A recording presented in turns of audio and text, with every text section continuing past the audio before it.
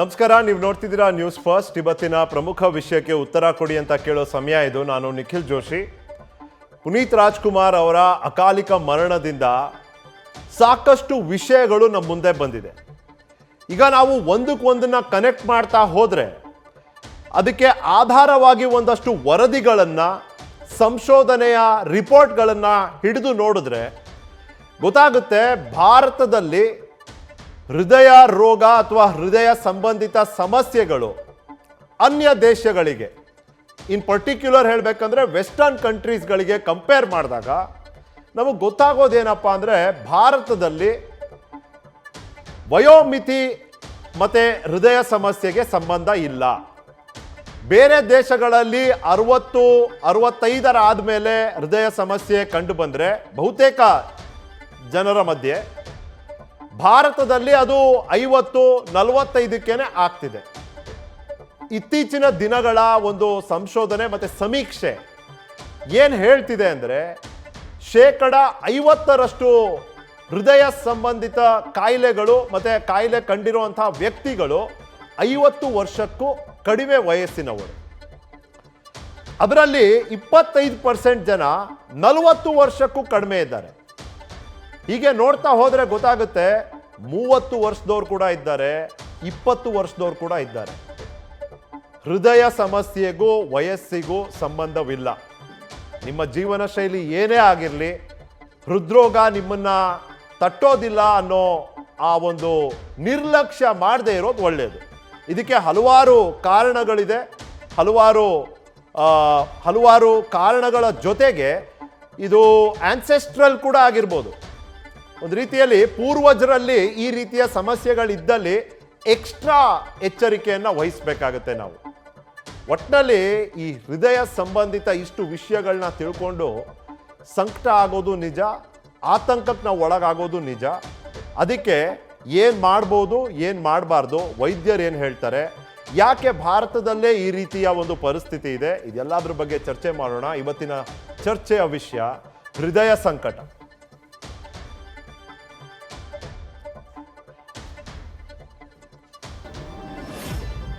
ಭಾರತೀಯ ಯುವಕರಲ್ಲೇ ಯಾಕೆ ಹೆಚ್ಚುತ್ತಿದೆ ಹೃದಯದ ಸಮಸ್ಯೆ? ನಮ್ಮಲ್ಲಿ 10 ಕಾರಣಗಳಿದೆ. ಲೈಫ್ ಸ್ಟೈಲ್ ಸರಿಗಿರೋದಿಲ್ಲ, ನಾವು ತಿನ್ನೋ ಪದಾರ್ಥಗಳು, ಎಷ್ಟು ತಿಂತೀವಿ, ಏನು ತಿಂತೀವಿ, ಈ ಥರ. ಆದರೆ ವೈದ್ಯರು ಏನು ಹೇಳ್ತಾರೆ ಇದ್ರ ಬಗ್ಗೆ? ಅವರು ಯಾವ ರೀತಿಯ ಒಂದು ಪರಿಸ್ಥಿತಿಯನ್ನು ಎದುರಿಸ್ತಿದ್ದಾರೆ ಇವತ್ತು? ಹೃದಯ ಸಮಸ್ಯೆ ಪತ್ತೆಗೆ ಗಮನಿಸಬೇಕಾದ ಲಕ್ಷಣಗಳು ಯಾವುವು? ಈಗ ಪುನೀತ್ ರಾಜ್ಕುಮಾರ್ ಅವರ ಒಂದು ಸಾವಿನಿಂದ ಈ ಒಂದು ವಿಷಯಕ್ಕೆ ಇಡೀ ರಾಜ್ಯ ಅಲ್ಲ, ಇಡೀ ದೇಶ ಗಮನ ಹರಿಸುವಂಥ ಒಂದು ಪರಿಸ್ಥಿತಿ ಬಂದ್ಬಿಟ್ಟಿದೆ. ಇತ್ತೀಚಿನ ದಿನಗಳಲ್ಲೇ ಮತ್ತೊಬ್ಬ ಹಿಂದಿ ಸೀರಿಯಲ್ಗಳಲ್ಲಿ ಪ್ರತಿಷ್ಠಿತ ನಟರು ಸಿದ್ಧಾರ್ಥ್ ಶುಕ್ಲಾ ಅವರ ಒಂದು ಅಕಾಲಿಕ ಮರಣದಿಂದ ಒಂದಷ್ಟು ಗಮನ ಸೆಳೆದಿದ್ದೇನೋ ನಿಜ. ಆದರೆ ಈಗ ಪುನೀತ್ ರಾಜ್ಕುಮಾರ್ ಅವರ ಸಾವಾದ್ಮೇಲೆ ವಿಶೇಷ ಗಮನ ಹರಿಸಲಾಗ್ತಿದೆ. ಈಗಾಗಲೇ ನಾವು ನೋಡಿದ್ದೀವಿ, ಜಯದೇವ ಹಾಸ್ಪಿಟಲ್ಗೆಲ್ಲ ಯುವಕರು, ಯುವತಿಯರು ಎಲ್ಲರೂ ಧಾವಿಸಿ ತಮ್ಮ ಹೃದಯದ ಪರಿಸ್ಥಿತಿ ಏನಿದೆ ಅಂತ ತಿಳ್ಕೊಳ್ಳೋದಕ್ಕೆ ಮುಂದಾದರು. ಹಲವಾರು ರೀತಿಯ ಟೆಸ್ಟ್ಗಳನ್ನ ಮಾಡಿಸ್ಕೊಳ್ತಿದ್ದಾರೆ. ಜಾಗೃತಿ ಮೂಡಿರೋದಂತೂ ನಿಜ. ಅರಿವು ಅನ್ನೋದೇನಿದೆ ಅದು ಇನ್ನೂ ಹೆಚ್ಚಾಗಬೇಕು. ಅದ್ರ ಮೂಲಕ ಒಂದಷ್ಟು ಜನರ ಪ್ರಾಣ ಉಳಿಯುತ್ತೆ ಅಂದರೆ ಅವರಿಗೂ ಅವರ ಕುಟುಂಬದವರಿಗೂ ಎಷ್ಟು ಒಳ್ಳೆಯದಾಗುತ್ತೆ ಅಂತ ನೀವು ಕೇವಲ ಊಹಿಸ್ಬೋದಷ್ಟೇ. ಮಾನಸಿಕ ಸ್ವಾಸ್ಥ್ಯ, ಹೃದಯ ಸ್ವಾಸ್ಥ್ಯದ ನಡುವಿನ ಸಂಬಂಧವೇನು? One of the reasons, heart ಅಟ್ಯಾಕ್ಗಾಗಲಿ ಅಥವಾ ಹಾರ್ಟ್ ರಿಲೇಟೆಡ್ ಏನೇ ಸಮಸ್ಯೆ ಇರಲಿ, ಒನ್ ಆಫ್ ದ ರೀಸನ್ಸ್ ಅಂದರೆ ಒತ್ತಡ, ಮಾನಸಿಕ ಒತ್ತಡ. ಯಾವುದೋ ಒಂದು ಹಿಂಸೆ ಅನುಭವಿಸ್ತಿರ್ತಾರೆ, ಕಿರುಕುಳ ಅನುಭವಿಸ್ತಿರ್ತಾರೆ, ಅದು ಒಳಗೆ ಇಟ್ಕೊಂಡಿರ್ತಾರೆ, ಒಬ್ಬರೇ ನರಳ್ತಿರ್ತಾರೆ. ಇದರಿಂದ ಕೂಡ ಹೃದಯದ ಮೇಲೆ ದುಷ್ಪರಿಣಾಮಗಳು ಬೀರ್ಬೋದು. ಹಾಗಾಗಿ ಆ ಪ್ರಶ್ನೆ. ಇನ್ನು ಪಾಶ್ಚಾತ್ಯ ದೇಶಗಳಿಗೆ ಹೋಲಿಸಿದರೆ ನಮ್ಮಲ್ಲೇಕೆ ದುಪ್ಪಟ್ಟು ಹೃದಯ ಸಮಸ್ಯೆ? ಅವರು ಏನು ಸರಿಗೆ ಮಾಡ್ತಿದ್ದಾರೆ, ನಾವೇನು ಮಾಡ್ತಿಲ್ಲ. ಅಲ್ಲಿರುವಂಥ ವಾತಾವರಣ, ಇಲ್ಲಿರುವಂಥ ವಾತಾವರಣ, ಇನ್ನು ಪೊಲ್ಯೂಷನ್ ಅನ್ನೋದು ಕೂಡ ಒಂದು ಫ್ಯಾಕ್ಟರ್ ಆಗ್ಬೋದಾ? ಈ ಥರ ಹಲವಾರು ಪ್ರಶ್ನೆಗಳು ನಮ್ಮ ಮನಸ್ಸಲ್ಲಿ ಮೂಡಬೇಕು. ಈ ಸಂದರ್ಭದಲ್ಲಿ ಅದನ್ನು ಯಾವ ಪ್ರಮಾಣದಲ್ಲಿ, ಯಾವ ಮಟ್ಟಕ್ಕೆ ನಾವು ಸಮರ್ಥವಾಗಿ ಎದುರಿಸ್ಬೋದು, ಅದರಿಂದ ತಪ್ಪಿಸ್ಕೋಬೋದು, ಆ ಪ್ರಯತ್ನ ಕೂಡ ನಾವು ಮಾಡಬೇಕು. ಹೆಚ್ಚುತ್ತಿರುವ ಪ್ರಕರಣಗಳು ಮತ್ತು ಆತಂಕದ ಬಗ್ಗೆ ವೈದ್ಯರು ಏನಂತಾರೆ? ವೈದ್ಯರೇ ಈ ನಡುವೆ ಒಂದು ಅರಿವನ್ನ ಜಾಗೃತಿಯನ್ನ ಮೂಡಿಸೋದಕ್ಕೆ ಮುಂದಾಗಿದ್ದಾರೆ. ಪಾಪ ಅವ್ರು ಎಷ್ಟೇ ಕಷ್ಟಪಟ್ಟರು 5 ಜನ 6ನೇವ್ರನ್ನ ಬಿಟ್ಟು 7ನೇವ್ರು ತಲುಪೋದು ಕಷ್ಟ ಇತ್ತು. ಆದರೆ ಈ ಒಂದು ಸಂದರ್ಭದಲ್ಲಿ ಅವರಿಗೂ ಒಂದು ಒಳ್ಳೆಯ ಅವಕಾಶ, ಜನರಿಗೆ ಹೆಚ್ಚಿನ ಮಾಹಿತಿ ಕೊಡೋದ್ರ ಮೂಲಕ ಒಂದಷ್ಟು ಪ್ರಾಣಗಳು ಉಳಿಸ್ಬೋದು, ಉಳಿಯತ್ತೆ ಅನ್ನೋದಾದರೆ ಭಾಳ ಸಂತೋಷ. ಅವ್ರು ಅದು ಮಾಡಬೇಕು ಕೂಡ. ಇವತ್ತಿನ ದಿನ ನನ್ನ ಜೊತೆ ಹಿರಿಯ ವೈದ್ಯರಾದ ಡಾಕ್ಟರ್ ಜಗದೀಶ್ ಹಿರೇಮಠ್ ಇದ್ದಾರೆ.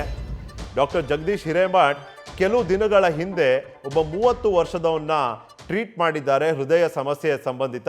ಅವರು ಅವರ ಅನುಭವವನ್ನು ನಮ್ಮ ಜೊತೆ ಹಂಚ್ಕೋತಾರೆ. ಡಾಕ್ಟರ್ ಶ್ರೀನಿವಾಸ್ ಪ್ರಸಾದ್ ಇದ್ದಾರೆ, ಕಾರ್ಡಿಯಾಲಜಿಸ್ಟ್, ಫೋರ್ಟಿಸ್ ಹಾಸ್ಪಿಟಲ್.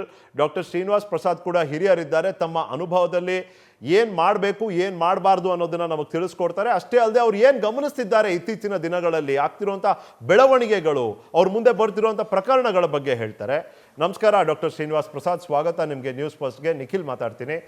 ಡಾಕ್ಟರ್ ವಿಜೇತಾ ವಿಜೇಶ್ ಅವರಿದ್ದಾರೆ, ಇವರು ಕ್ಲಿನಿಕಲ್ ಡಯಟಿಷಿಯನ್. ನಮಸ್ತೆ. ಏನಕ್ಕೆ ಡಾಕ್ಟರ್ ವಿಜೇತಾ ಅವ್ರನ್ನ ನಾವು ಕರೆದಿದ್ದೀವಿ ಅಂದರೆ, ಮೊದಲನೇದಾಗಿ ಭಾರತದಲ್ಲಿ ತಿನ್ನೋದ್ರ ಬಗ್ಗೆ ಭಾಳ ಉತ್ಸಾಹ ನಮಗೆಲ್ಲ.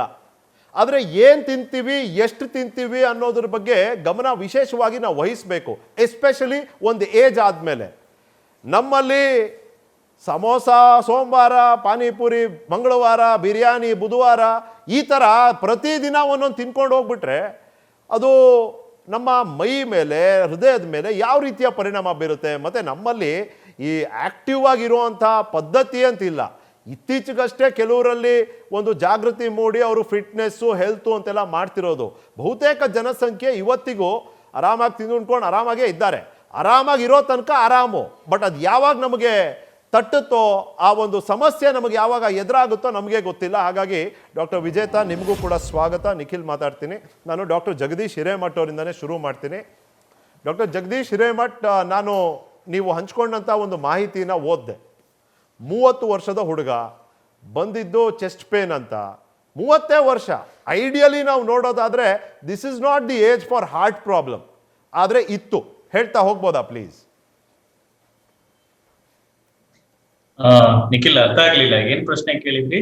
ನೀವು ಒಬ್ಬ ಯುವಕನನ್ನ ಇತ್ತೀಚೆಗಷ್ಟೇ ಟ್ರೀಟ್ ಮಾಡಿದ್ರಿ ಡಾಕ್ಟರ್ ಜಗದೀಶ್. ಹಾರ್ಟ್ ರಿಲೇಟೆಡ್ ಪ್ರಾಬ್ಲಮಿಗೆ ಟ್ರೀಟ್ ಮಾಡಿದ್ರಿ. 30 ವರ್ಷದವನು ಅಂತ ಏನೋ ಬರ್ಕೊಂಡಿದ್ದೀರಿ ನೀವು. ಹೌದು ಹೌದು. ಎಸ್ ಪ್ಲೀಸ್, ಅದ್ರ ಬಗ್ಗೆ ಹೇಳ್ತಾ ಹೋಗ್ಬೋದಾ? ಮತ್ತೆ ಇತ್ತೀಚಿನ ದಿನಗಳಲ್ಲಿ ನೀವು ನೋಡ್ತಿರುವಂತ ಪ್ರಕರಣಗಳು. ಆಕ್ಚುಲಿ ಇತ್ತೀಚಿನ ದಿನಗಳಲ್ಲಿ ನಾವು ತುಂಬಾ ಕಡಿಮೆ ವಯಸ್ಸಿನವರು, ಅಂದ್ರೆ ನಾವು ಯಾರನ್ನ ನಾವು ಹಾರ್ಟ್ ಡಿಸೀಸ್ ಇರ್ಬೋದು ಅಂತ ಎಕ್ಸ್ಪೆಕ್ಟ್ ಮಾಡ್ತಾ ಇರಲ್ಲ. ಪರ್ಟಿಕ್ಯುಲರ್ಲಿ ಕ್ಯಾಡ್ ಅಂತ ಏನ್ ಕರಿತೀವಿ, ಕರೋನರಿ ಆರ್ಟರಿ ಡಿಸೀಸ್, ಯಾರಿಗಿದೆ ಅಂತ ನಾವು ಎಕ್ಸ್ಪೆಕ್ಟ್ ಮಾಡ್ತಾ ಇರಲ್ಲ, ಅಂತವರಲ್ಲಿ ಕ್ಯಾಡ್ ನ ನೋಡ್ತಾ ಇದ್ದೀವಿ ಈಗ. 30 ವರ್ಷದ್ದು ನಾನು ನೋಡಿದಂಥದ್ದು ನಿನ್ನೆ ನೋಡಿದಂತ ಪ್ರಕರಣ. ಅದರ ಮುಂಚೆ ಸಹ ತುಂಬಾ ಕಮ್ಮಿ ವಯಸ್ಸಿನವರು, ನಾನು ಇತ್ತೀಚಿನ ಲಾಸ್ಟ್ ಒಂದು 6 months ಅಲ್ಲಿ 23 ವರ್ಷದ ಒಬ್ಬ ಹುಡುಗನನ್ನು ನೋಡಿದ್ದೀನಿ. Finally ended up having 2 stents. So ಈ ತರ ನಾವು ಗಮನಿಸಿದಾಗ ತುಂಬಾ ಕಮ್ಮಿ ವಯಸ್ಸಿನವರು ಹಾಸ್ಪಿಟಲ್ಸ್ಗೆ ಬರ್ತಾ ಇದ್ದಾರೆ. And in a month I am seeing at least 7 to 10 patients. ಇವರು 40 ವರ್ಷಕ್ಕಿಂತ ಕಡಿಮೆ ವಯೋಮಿತಿಯಲ್ಲಿರ್ತಾರೆ. ಅಂಡ್ ಇವರಿಗೆ ನಾವು will end up doing angiogram because they will have active ongoing myocardial infarction ಇರ್ಬೋದು, ಅಥವಾ ಕೊರೋನರಿ ಆರ್ಟರಿ ಇದು ಸಿಂಡ್ರೋಮ್ ತರ ಏನಾದ್ರು ಒಂದು ಪ್ರೆಸೆಂಟೇಷನ್ ಅಲ್ಲಿ ಬರ್ತಾರೆ ಸಿವಿಯರ್ ಚೆಸ್ಟ್ ಪೇನ್ ಅಲ್ಲಿ. ಅಂಡ್ ನಾವು ಚೆಕ್ ಮಾಡಿ ನೋಡಿದಾಗ ಎನ್ಸೈಮ್ಸ್ ಎಲ್ಲ ಎಲಿವೇಟೆಡ್ ಇರುತ್ತೆ. So invariably we end up taking these patients to cath lab and managing them in cath lab. So ಇದು ಸ್ವಲ್ಪ ಇತ್ತೀಚಿನ ದಿನಗಳಲ್ಲಿ ಜಾಸ್ತಿ ಆಗ್ತಾ ಇದೆ ನಿಖಿಲ್. ಅಂಡ್ ಕಂಪ್ಯಾರಿಟಿವ್ಲಿ ಈಗ ನಂದು ಎಮರ್ಜೆನ್ಸಿ ಇದರಲ್ಲಿ ನಾವು ಇದುವರೆಗೂ ಕೆಲಸ ಮಾಡ್ಲಿಕ್ಕೆ ಶುರು ಮಾಡಿ 20 ವರ್ಷದ ಮೇಲಾಗಿದೆ, 22 years. In the last 1 year ನಾನು ಏನ್ ನೋಡ್ತಾ ಇದ್ದೀನಿ, ಇದೊಂದು ರೀತಿ ಎಪಿಡೆಮಿಕ್ ತರನೇ ಆಗೋಗಿದೆ. ದ ನಂಬರ್ ಆಫ್, ಇಲ್ಲ ನಮ್ಮ ಆಸ್ಪತ್ರೆಗೆ ಹುಡ್ಕೊಂಡು ಬರ್ತಾರೆ ಅನ್ನೋದು ಸುಳ್ಳು. ಬಿಕಾಸ್ ಬೇರೆ ಹಾಸ್ಪಿಟಲ್ಸ್ ಇಂದನೂ ಇದೇ ಸ್ಟೋರೀಸ್ ಕೇಳ್ತಾ ಇದ್ದೀನಿ. ಚಿಕ್ಕ ವಯಸ್ಸಿನವರು ಇತ್ತೀಚೆಗೆ ಸಕ್ರಾ ಹಾಸ್ಪಿಟಲ್ ಒಬ್ರು ಕಾರ್ಡಿಯಾಲಜಿಸ್ಟ್ 20 year oldಗೆ ಸ್ಟೆಂಟ್ ಹಾಕಿರೋದನ್ನ ಅವರು ಸಹ ಟ್ವಿಟರ್ ನಲ್ಲಿ ಹೇಳ್ಕೊಂಡಿದ್ರು. ಸೊ ಇದನ್ನೆಲ್ಲ ಗಮನಿಸಿದ್ರೆ ಇದು ಇತ್ತೀಚಿನ ದಿನಗಳಲ್ಲಿ ತುಂಬಾ ಹೆಚ್ಚಾಗಿ ಕಾಣಿಸ್ಕೊಳ್ತಾ ಇದೆ. ಇದಕ್ಕೆ ಕಾರಣಗಳು ಏನು ಅಂತ ನಾವು ಈಗ ಆಕ್ಚುಲಿ ಶೋಧನೆ ಮಾಡಿ ಇದನ್ನ ನಾವು ಯಾವ ರೀತಿ ನಾವು ಲೈಫ್ ಸ್ಟೈಲ್ ಬದಲಾವಣೆ ಮಾಡ್ಕೊಳ್ಬೇಕು. These were called life style diseases which were supposed to be seen after 50 years of age. 5th decade ಆಗ್ಬೇಕು. ನಾವು ಓದ್ಬೇಕಾದ್ರೆ ನಾವು ಓದಿದ್ದೇ ಅದು 5ನೇ ಡಿಕೇಡ್ 6ನೇ ಡಿಕೇಡ್ 50 ವರ್ಷ ಆದ್ಮೇಲೆ 60 ವರ್ಷ ಆದ್ಮೇಲೆ ಬರುವಂತ ಕಾಯಿಲೆಗಳು. ನಾವೇನಾದ್ರೂ ಈ ಕಾಯಿಲೆನ ಡಿಫ್ರೆನ್ಷಿಯಲ್ ಡಯಾಗ್ನೋಸಿಸ್ ಅಲ್ಲಿ ಹೇಳಿದ್ರು ನಾವು ಪಾಸ್ ಆಗ್ತಿದ್ದಿಲ್ಲ MBBS ಮಾಡುವಾಗ. ಈಗ ನೋಡಿದ್ರೆ ಇದು ಆಕ್ಚುಲಿ ರಿಯಾಲಿಟಿನಲ್ಲಿ ನಾವು ಪೇಷಂಟ್ಸ್ ಅಲ್ಲಿ ನೋಡ್ತಾ ಇದೀವಿ. And invariably we are ending up treating these patients. ಇದಕ್ಕೆ ಹಲವಾರು ಕಾರಣಗಳಿರ್ಬೋದು, ಬಟ್ ಯಾವ ರೀತಿ ನಾವು ಇದನ್ನ ತಡೆಗಟ್ಟಬಹುದು ಅನ್ನೋದನ್ನ ನಾವು ಸರ್ಟೈನ್ ರೂಲ್ಸ್, ಸರ್ಟೈನ್ ಪ್ರಿನ್ಸಿಪಲ್ಸ್ ನ ನಾವು ನೀಟಾಗಿ ಫಾಲೋ ಮಾಡೋಕೆ ಒಂದು ವ್ಯವಸ್ಥೆ ಮಾಡ್ಕೊಳ್ಬೇಕಾಗಿದೆ. ಅದೇನ್ ರೂಲ್ಸ್ ಅದೇನು ಅಂತ ನಾನು ನಿಮ್ಮ ಹತ್ರ ಇನ್ ಕೆಲವೇ ನಿಮಿಷದಲ್ಲಿ ಕೇಳ್ತೀನಿ. ಡಾಕ್ಟರ್ ಜಗದೀಶ್, ಡಾಕ್ಟರ್ ಶ್ರೀನಿವಾಸ್ ಪ್ರಸಾದ್ ಅವರ ಅನುಭವ, ಅವರು ಯಾವ ರೀತಿ ಪರಿಸ್ಥಿತಿಯನ್ನ ಗಮನಿಸ್ತಿದ್ದಾರೆ, ಅವ್ರ ಮುಂದೆ ಯಂಗ್ ಹಾರ್ಟ್ ಪೇಷಂಟ್ಸ್ ಬಂದಿದ್ದಾರಾ, ಇದ್ರ ಬಗ್ಗೆ ಅವರಿಂದ ಒಂದು ಉತ್ತರ ಪಡ್ಕೊಂಡ್ಬಿಡ್ತೀನಿ. Doctor Srinivas Prasad, please.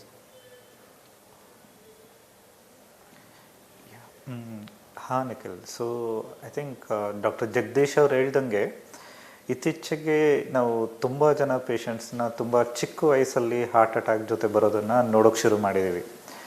5 ವರ್ಷದಿಂದ ಪ್ರಾಬ್ಲಿ ಇಷ್ಟೊಂದು ಪೇಷಂಟ್ನ ನಾವು ನೋಡ್ತಾ ಇರಲಿಲ್ಲ.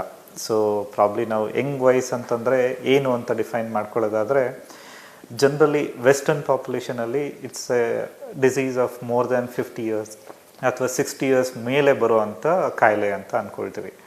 ಬಟ್ ಇಂಡಿಯನ್ಸಲ್ಲಿ ನಾವು ಅರೌಂಡ್ 50 or 45+ ನೋಡ್ತಿದ್ವಿ. ಆಗ ನೋಡ್ತಾ ಇರಲಿಲ್ಲ ಅಂತಲ್ಲ, ನೋಡ್ತಾ ಇದ್ವಿ. ಬಟ್ ಇತ್ತೀಚೆಗೆ ಇನ್ನೂ ಚಿಕ್ಕ ವಯಸ್ಸವರು ಅರೌಂಡ್ 30, 32, 35, ಲೇಟ್ 20s ಇವುಗಳು ಬರೋಕ್ಕೆ ಶುರು ಆಗಿದೆ.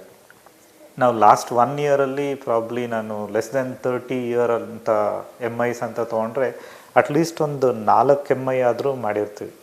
ಅದರಲ್ಲಿ 1-2 ಆನುವಂಶಿಕ ಕಾರಣಗಳು, but 1-2 post Covid illnesses. So ಇದಲ್ಲದೆ ಸುಮಾರಿದೆ. ಸೊ ಇವುಗಳು ಆ್ಯಕ್ಚುಲಿ ಈ ಥರ ಚಿಕ್ಕ ವಯಸ್ಸವ್ರು ಬಂದಾಗ ಆ್ಯಕ್ಚುಲಿ ತುಂಬಾ ಬೇಜಾರು ಆಗುತ್ತೆ ಮನಸ್ಸಿಗೆ. ಇಷ್ಟು ಚಿಕ್ಕ ವಯಸ್ಸಲ್ಲಿ ಹಿಂಗೆ ಬರ್ತಾರಲ್ಲಪ್ಪ, ಏನು ಕತೆ, ಅವ್ರ ಫ್ಯಾಮಿಲಿ ಹೇಗೆ ಅಂತ. ಆದಷ್ಟು ನಾವು ಸ್ಟೆಂಟ್ ಆಗದೆ ಇರೋಕ್ಕೆ ಟ್ರೈ ಮಾಡ್ಬೋದಾ ಅಂತ ಮಾಡ್ತೀವಿ. But heart attack is something like life threatening issue. So ಅವ್ರ ಜೀವ ಉಳಿಸ್ಬೇಕು ಅಂತಂದರೆ ಆಂಜಿಯೋಗ್ರಾಮ್ ಮಾಡ್ತೀವಿ. ಇನ್ ಕೇಸ್ 100% ಬ್ಲಾಕ್ ಇದೆ, ಎಸ್ಪೆಷಲಿ ಅದು ಕ್ಲಾಟ್ ಅಲ್ಲ, ಮೋರ್ ಆಫ್ ಅನ್ ಅಥ್ರೋಜೆನಿಕ್ ಅಂತ ಅನ್ನಿಸ್ದಾಗ, ಅಥವಾ ಇಟ್ಸ್ ಎ ಲೈಫ್ ಥ್ರೆಟ್ನಿಂಗ್ ಅಂದಾಗ ಸ್ಟೆಂಟ್ ಮಾಡಲೇಬೇಕಾದ ಅವಶ್ಯಕತೆ ಆಗ್ಬಿಡುತ್ತೆ. ಅಲ್ಲ ಡಾಕ್ಟರ್ ಶ್ರೀನಿವಾಸ್ ಪ್ರಸಾದ್, ಅಂದರೆ ನಾನು ಏನು ಕೇಳ್ತಿದ್ದೀನಿ, 50% ಗಂಡಸರಲ್ಲಿ ಏನು ಹಾರ್ಟ್ ಅಟ್ಯಾಕ್ ಆಗ್ತಿದೆ, ಅವರೆಲ್ಲ 50 ವರ್ಷಕ್ಕೂ ಕಡಿಮೆ ವಯಸ್ಸವನವರು. ಅದರಲ್ಲಿ 25% 40 ವರ್ಷಕ್ಕೂ ಕಡಿಮೆ ವಯಸ್ಸಿನವರು. ಇದನ್ನ ನೀವು ಇವಾಗ ಹೇಳಿದ್ದೀರಿ ಹೀಗಾಗ್ತಿರೋದು ನಿಜ ಅಂತ. ಆದರೆ in comparison to a western country ನಮ್ಮಲ್ಲಿ ದುಪ್ಪಟ್ಟಿದೆಯಲ್ಲ, ಇದಕ್ಕೆ ಕಾರಣ ಏನು? ಜೆನೆಟಿಕ್ ಮೇಕಪ್ ಅನ್ಬೋದಾ? ಅಂದರೆ ನಮ್ಮ ಇಂಡಿಯನ್ ಬಾಡಿ ಟೈಪ್ ಈ ರೀತಿ ಇದೆ ಅನ್ಬೇಕಾ?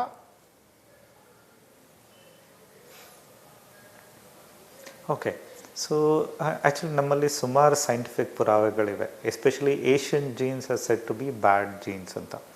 ಯಾಕೆ ಅಂತ ನೋಡೋಣ ಅಂದರೆ, ಪ್ರಾಬ್ಲಿ ನಾವು ಹಿಂದಿನ ಕಾಲದಲ್ಲಿ ಹೇಗಿರ್ತಿತ್ತು, most of this Asian countries are famine prone ಅಥವಾ ಬರಗಾಲ ಪೀಡಿತ ಪ್ರದೇಶಗಳು ಅಂತ. ನಮ್ಗೆ ರೆಗ್ಯುಲರಾಗಿ ಊಟ ಸಿಗ್ತಿದ್ದೇ ಕಮ್ಮಿ. ಸೊ ಸಿಕ್ಕೋ ಊಟಕ್ಕೇ ಬಾಡಿ ಕೆಲಸ ಮಾಡಬೇಕಾಗ್ತಿತ್ತು. ಸುಮಾರು ಜನ ಸ್ವಲ್ಪ ಊಟ ಮಾಡಿ ಚೆನ್ನಾಗಿ ಕೆಲಸ ಮಾಡಿಕೊಂಡು ಎಲ್ಲ ಇರ್ತಾಯಿದ್ರು ಅಂತ. ಸೊ ಜೀನ್ಸ್ ಎಷ್ಟೊಂದು ಎಫಿಷಿಯೆಂಟ್ ಆಗೋಗಿತ್ತು ಅಂದರೆ, ಯಾವಾಗಲಾದರೂ ಎಕ್ಸ್ಟ್ರಾ ಊಟ ಮಾಡಿದ್ರೆ ಆ ಎಕ್ಸ್ಟ್ರಾ ಊಟನ ಬಾಡಿಯಲ್ಲಿ ಸ್ಟೋರ್ ಮಾಡ್ಕೊಳ್ಳೋಕೆ ಟ್ರೈ ಮಾಡ್ತಾಯಿದ್ರು. ಸೊ ಹೆಂಗೆ ಸ್ಟೋರ್ ಮಾಡುತ್ತೆ? One of the ways is cholesterol ಆಗಿ ಸ್ಟೋರ್ ಮಾಡ್ಕೊಳ್ಳೋದು. ಆ್ಯಂಡ್ ಕೆಲಸ ಮಾಡಬೇಕಾದ್ರೆ ಈ ಕೊಲೆಸ್ಟ್ರಾಲ್ ಕರಗಿ ಕಾರ್ಬೋಹೈಡ್ರೇಟ್ ಆಗಿ, ಪ್ರೋಟೀನ್ ಆಗಿ ಯೂಸ್ ಮಾಡ್ಕೊಳ್ತಿತ್ತು ಬಾಡಿ. ಬಟ್ ಇತ್ತೀಚಿನ ಲೈಫ್ ಸ್ಟೈಲ್ ಅಂತ ಬಂದರೆ ಮೋಸ್ಟ್ ಆಫನ್ ನಾವೆಲ್ಲರೂ ಸೆಡೆಂಟ್ರಿ ಆಗಿಬಿಟ್ಟಿದ್ದೀವಿ, ಅಷ್ಟೊಂದು ಕೆಲಸ ಮಾಡ್ತಿಲ್ಲ. ಪ್ಲಸ್ ನಮಗೆ access to junk foods, oil foods, fatty foods are very very high. So ಈಗೇನಾಗುತ್ತೆ, ನಮ್ಮ genes are so used to store that extra calories as a fat. So ಇದು ಸ್ವಲ್ಪ ಸಿಕ್ಕಿದ್ದೆಲ್ಲ ಸ್ಟೋರ್ ಮಾಡ್ತಾ ಹೋಗ್ತಾರೆ. ಅದಕ್ಕೆ if you see central obesity ಅಥವಾ abdominal obesity ಅನ್ನೋದು ಇದೆ very very common pattern in Asians. So genes is one of the major thing. So ಅದಕ್ಕೆ ಇಫ್ ಯು ಎಸ್ಪೆಷಲಿ US ಅಲ್ಲಿ ಇರಬೇಕಾದ್ರೆ ಕೆಲವ್ರು ಹೇಳೋರು, ಓ ಯು ಆರ್ ಏಷ್ಯನ್ನಾ, ಓಕೆ ಅಂದರೆ you are prone for an early age heart attacks ಅಂತ. So in a way true, but ನಾನು ಏನು ಹೇಳೋದು ಅಂದರೆ it's not only gene make over, it's also a life style disorder. So ನಮ್ಮ genes are so efficient, we should start working out and burn out all the calories. ಅಲ್ಲ, ನೀವು food ಬಗ್ಗೆ ಮಾತಾಡಿದ್ರಿ doctor Srinivas Prasad, ನಮ್ಮ ತಿನ್ನೋ ಹ್ಯಾಬಿಟ್ಗಳ ಬಗ್ಗೆ ನೀವು ಮಾತಾಡಿದ್ರಿ. ನಾನು ಡಾಕ್ಟರ್ ವಿಜೇತಾ ಅವ್ರಿಗೆ ರಿಕ್ವೆಸ್ಟ್ ಮಾಡಿ ಕರೆದಿರೋದು ಅದೇ ವಿಷಯಕ್ಕೆ. ನಮ್ಮಲ್ಲಿ ಹೆಂಗೆ ಅಂದರೆ ಸಮೋಸ ಸೋಮವಾರ, ಮಸಾಲೆ ಪುರಿ ಮಂಗಳವಾರ, ಬಿರಿಯಾನಿ ಬುಧವಾರ, ಹಿಂಗೆ ಹೋಗ್ತಾನೆ ಇರುತ್ತೆ. ನಮ್ಮದು ತರಾವರಿ ಊಟದ ರೇಂಜು, ನಾವು ನಿಲ್ಸಲ್ಲ ಬೇರೆ. ಮತ್ತು ಅದ್ರ ಮೇಲೆ ನೀವು ಹೇಳ್ದಂಗೆ ಸೆಡೆಂಟ್ರಿ ಲೈಫ್ ಸ್ಟೈಲ್, ಕೆಲಸ ಮಾಡ್ತಿಲ್ಲ ಅಂದರೆ I think you meant physical ಕೆಲಸ ಮಾಡ್ತಿಲ್ಲ, ದೈಹಿಕವಾಗಿ ಆಕ್ಟಿವ್ ಆಗಿ ಓಡಾಡ್ಕೊಂಡು ಮಾಡೋವಂಥದ್ದು ಮಾಡ್ತಿಲ್ಲ. ಆ ಕಾಲದಲ್ಲಿ ಕೃಷಿನೇ ಕೆಲಸ, ಈಗ ಕೂತ್ಕೊಂಡು ಕಂಪ್ಯೂಟರ್ ಮೇಲೆ ಮಾಡ್ತಿರೋದು ಕೆಲಸ, ಓಡಾಟ ಇಲ್ಲ. ಹಾಗಾಗಿ ಡಾಕ್ಟರ್ ವಿಜೇತಾ, ನಾವು ಏನು ತಪ್ಪು ಮಾಡ್ತಿದ್ದೀವಿ ಅಂತ ಈಗ ಹೇಳಿ, ಒಂದು ಬ್ರೇಕ್ ಹೋಗಿ ಬಂದ ಮೇಲೆ ಬಹುಶಃ ಏನು ಸರಿಯಾಗಿ ಮಾಡಬೇಕು ಅಂತ ನಿಮ್ಮ ಹತ್ರ ನಾನು ಕೇಳ್ತೀನಿ. ಏನು ತಪ್ಪು ಆಗ್ತಿದೆ ಓವರ್ ಆಲ್ ಇಂಡಿಯನ್ ಲೈಫ್ ಸ್ಟೈಲಲ್ಲಿ, ಇನ್ನು ಕರ್ನಾಟಕ ಪರ್ಸ್ಪೆಕ್ಟಿವ್ ಮಾತಾಡೋದಾದರೆ ಏನು ತಪ್ಪಾಗ್ತಿದೆ?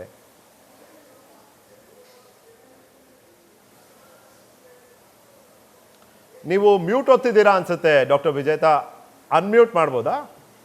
ಓಕೆ ಒಂದ್ ವಿಷಯ ಹೇಳಕ್ ಇಷ್ಟಪಡ್ತೀನಿ. ನಾನು ಕೆರಿಯರ್ ಸ್ಟಾರ್ಟ್ ಮಾಡಿದ್ 14 years back, and fortunately Affinity International gym ಅಲ್ಲೇ ನನ್ನ first career, and I had the opportunity to meet Puneeth sir also. he is been active like 6 o'clock nan shift ididdu, so 5:40 between 5:40 to 6:30 he was inside the gym most of the days when he was in Bangalore. Nodi. So he has been very active. Absolutely. Good routine. Most of the time ನಾವೇನ್ ಅನ್ಕೊಂಡ್ ಬಿಡ್ತೀವಿ ಅಂದ್ರೆ ಜಿಮ್ಗೆ ಹೋಗಿದ ತಕ್ಷಣ heart attack ಆಗ್ತಾ ಇದೆ ಅಂತ. It's not true. Heart attack or atherosclerosis ಅಂತ ಏನಂತ ಕರಿತೀವೋ, ಇದು ಇಟ್ಸ್ ಲೈಕ್ ಚೈಲ್ಡ್ಹುಡ್ ಇಂದ ಸ್ಟಾರ್ಟ್ ಆಗುತ್ತೆ. And it's a point, like ಇವಾಗ ಒಂದ್ ಪೈಪ್ ಅಲ್ಲಿ ನೀರ್ ಹೇಗ್ ಹೋಗ್ತಾ ಇದೆ ಅದೇ ತರ ನಮ್ ಬ್ಲಡ್ ಹೋಗ್ತಿರುತ್ತೆ. ಸೊ ಅದ್ರೊಳಗಡೆ ಕಚರ ಹೆಂಗ್ ಸೇರ್ಕೊಂಡುತ್ತೋ ಅದೇ ತರ ಫ್ಯಾಟ್ ಮಾಲಿಕ್ಯೂಲ್ಸ್ ಬಿಲ್ಡ್ ಆಗ್ತಾ ಹೋಗುತ್ತೆ. ಅಂಡ್ ಒನ್ಸ್ ಅದು ಬ್ಲಾಸ್ಟ್ ಆಗುತ್ತೆ. ಓಕೆ, ಸೊ ಅಲ್ಲಿ ನಮ್ಗೆ ಅಲಾರಾಮಿಂಗ್ ರೇಟ್ ಅಂತ ಹೇಳ್ಬೋದು. ಸೊ ಚೈಲ್ಡ್ಹುಡ್ ಇಂದಾನೆ we have to be very conscious of what we are eating. ಇವಾಗ ಡಾಕ್ಟರ್ ಹೇಳ್ದಂಗೆ according to our life style ನಾವು ಫುಡ್ ಹ್ಯಾಬಿಟ್ಸ್ ನ ಬೆಳೆಸ್ತಾ ಹೋಗ್ಬೇಕು. Like sedentary, moderate, heavy worker ಅಂತ 3 ಕ್ಯಾಟಗರಿ ಆಫ್ ವರ್ಕಿಂಗ್ ಪೀಪಲ್ ಇರ್ತಾರೆ. ಅದ್ರ ಪ್ರಕಾರ ನಮ್ದು ಆಹಾರ ಪದ್ಧತಿ ಅದಕ್ಕೆ ಸೇರ್ಕೊಂಡು ನಾವು ತಿನ್ನೋ ಆಹಾರನ ಪ್ಲಾನ್ ಮಾಡ್ಬೇಕು. ಇವಾಗ ರೀಸೆಂಟ್ ಆಗಿ ನಾನು 3 ಬ್ಲಡ್ ರಿಪೋರ್ಟ್ಸ್ ನೋಡಿದೆ. ಆ 3 like it was between 25 to 35. Okay, that range age group ಇದ್ದಾರೆ. ಸೊ 3 ಜನದಲ್ಲೂ ಕೊಲೆಸ್ಟ್ರಾಲ್, ಟ್ರೈಗ್ಲಿಸರೈಡ್ಸ್ ಪ್ರಮಾಣ ತುಂಬಾ ಜಾಸ್ತಿ ಇದೆ. ಮತ್ತೆ HDL ಅಂತ ನಾವೇನ್ ಕರಿತೀವೋ that is a good cholesterol, ಅದು ತುಂಬಾ ಕಮ್ಮಿ ಇದೆ. So that increases with activity and life style. ಆಯ್ತಾ, this will be the first line of defence. ಅಂದ್ರೆ ನಾವು ಜನರಲ್ ಹೆಲ್ತ್ ಚೆಕ್ಅಪ್ ಎಲ್ಲ ಇವಾಗ 30 and then 45 ಫಾರ್ ವಿಮೆನ್ ಅಂತ ಹೇಳ್ತಾರೆ. ಬಟ್ ಮೇ ಬಿ ಇವಾಗ ನೋಡ್ತಾ ಇರೋ ಸಿಚುವೇಶನ್ ಪ್ರಕಾರ may be everybody should undergo checkup with in 20 years and then see their cholesterol build up. Okay, so that should be the criteria now on a long run to save most of the people. ಮತ್ತೆ ಈ ಬೇರೆ ನೀವೇನೋ ಹೇಳಿದ್ರಿ, blood cholesterol, ಟ್ರೈಗ್ಲೈಸರೈಡ್ಸ್, blood sugar, ಇವುಗಳನ್ನು ಕಾಲಕ್ಕೆ check ಮಾಡೋದರ ಅವಶ್ಯಕತೆ ಮತ್ತು ಅದರಿಂದ ಆಗಬಹುದಾದಂಥ ಉಪಯೋಗದ ಬಗ್ಗೆ ಕೂಡ ನಾನೊಂದು ಪ್ರಶ್ನೆ ಕೇಳಬೇಕು. ಮತ್ತು ಹೌ ಡಿಫ್ರೆಂಟ್ ಇಸ್ ಇಟ್? ಒಂದು ಗಂಡಸ ಹೃದಯಕ್ಕೂ ಒಂದು ಹೆಣ್ಣಿನ ಹೃದಯಕ್ಕೂ ಏನು ವ್ಯತ್ಯಾಸ? ಡಾಕ್ಟರ್ ಜಗದೀಶ್ ಹಿರೇಮಠ್, ಈಗ ಈಗಲೇ ಡಾಕ್ಟರ್ ವಿಜೇತಾ ಹೇಳ್ದಾಗೆ ಗಂಡಸರಿಗೆ ಒಂದು ರೀತಿಯ ಪ್ಯಾರಾಮೀಟರ್ ಇದೆ, ಹೆಂಗಸರಿಗೆ ಒಂದು ರೀತಿಯ ಪ್ಯಾರಾಮೀಟರ್ ಇದೆ. ಬಟ್ ಇಂಡಿಯನ್ ಹಾರ್ಟ್ ಅಸೋಸಿಯೇಷನ್ ಬಿಡುಗಡೆ ಮಾಡಿರುವಂಥ ಒಂದು ವರದಿಯಲ್ಲಿ ಹೇಳುತ್ತೆ, ಮರಣ ಪ್ರಮಾಣ ಮಹಿಳೆಯರಲ್ಲೂ ಅತಿ ಹೆಚ್ಚಿದೆ ಭಾರತದಲ್ಲಿ. It is not any different as far as fatality, mortality is concern. Doctor Jagadish Hiremath, ಅದಕ್ಕೆ ನಾನು ನಿಮಗೆ ಕೇಳ್ತೀನಿ, ವ್ಯತ್ಯಾಸ ಅನ್ನೋದನ್ನ ನಾವು ನೋಡ್ಬೇಕಾ, ಅದನ್ನ ಆ ರೀತಿ ಪರಿಗಣಿಸ್ಬೇಕಾ ಅಂತ? ವ್ಯತ್ಯಾಸ ಪರಿಗಣಿಸ್ಬೇಕು, ನೋಡ್ಬೇಕು. ಯಂಗ್ ಹಾರ್ಟ್ ಅಟ್ಯಾಕ್ಸ್ ನಾವ್ ಏನ್ ನೋಡ್ತಾ ಇದೀವಿ, ಆಲ್ಮೋಸ್ಟ್ ಎಕ್ಸ್ಕ್ಲೂಸಿವ್ಲಿ ಮೇಲ್ ಪೇಷಂಟ್ಸ್ ಅಲ್ಲಿ ನೋಡ್ತಾ ಇದೀವಿ. ಇದುವರೆಗೂ ನಾನು ನೋಡಿರೋದು ಆಲ್ಮೋಸ್ಟ್ ನಂದು ಲಿಸ್ಟ್ ತೆಗೆದು ನೋಡಿದೆ. ನೀವು ಮಾತಾಡಿದ ತಕ್ಷಣ ನನ್ನ ಹತ್ರ ನಂದು ಲಿಸ್ಟ್ ತೆಗೆದು ನೋಡಿದೆ. 16 ಜನ ಲೆಸ್ ದೆನ್ 40-year-olds ನಾವು ಲಾಸ್ಟ್ 1.5 years ಅಲ್ಲಿ ನೋಡಿದೀವಿ. ಬೇರೆ ಬೇರೆ ಹಾಸ್ಪಿಟಲ್ಸ್, ಕಾರ್ಡಿಯಾಕ್ ಹಾಸ್ಪಿಟಲ್ಸ್ಗೆ ಕಳಿಸ್ಕೊಟ್ಟಿದ್ದೀವಿ to get a second opinion, then took them up for necessary procedures. ಈ ತರ ಪೇಷಂಟ್ಸ್ ನಾವು ನೋಡಿದಾಗ ಎಲ್ಲ 16 ಜನನು ಮೇಲ್ ಪೇಷಂಟ್ಸ್ ಇದ್ರು, ಯಾರು ಫಿಮೇಲ್ ಪೇಷಂಟ್ಸ್ ಇರಲಿಲ್ಲ. So there is something protecting ladies or women patients, and I feel it is the estrogen levels. Estrogen levels which are present in women probably pre-menopausal, I think it is helping them. But hokta as the amount of estrogen levels comes down, the risk is the same. ನೀವು ಹೇಳ್ತಾ ಇರೋದು correct beyond, but since this is disease of the old age, generally 45 ವರ್ಷದ ಮೇಲೆ ಕಾಣಿಸ್ಕೊಳ್ಳುವಂತ ಕಾಯಿಲೆ ಆಗಿರೋದ್ರಿಂದ fatality probably ನಾವು ಅಂಕಿ ಅಂಶ ಸಮೇತ ಎಲ್ಲದನ್ನು ಚೆಕ್ ಮಾಡಿ ನೋಡಿದ್ರೆ ಈಗಲೂ ಸಹ it may look equal or may be even they may say fatality is more in women ಅಂತಾನೆ ಹೇಳ್ಬೋದು. But when we are looking at this particular problem which we are facing currently, young patients coming to you with heart disease, I can tell you in my experience, I have seen only male patients. Non female patients na nodlilla. Young patients coming with heart disease annod na nodlilla. So there is something here which we have to look at and which we have to caution these people.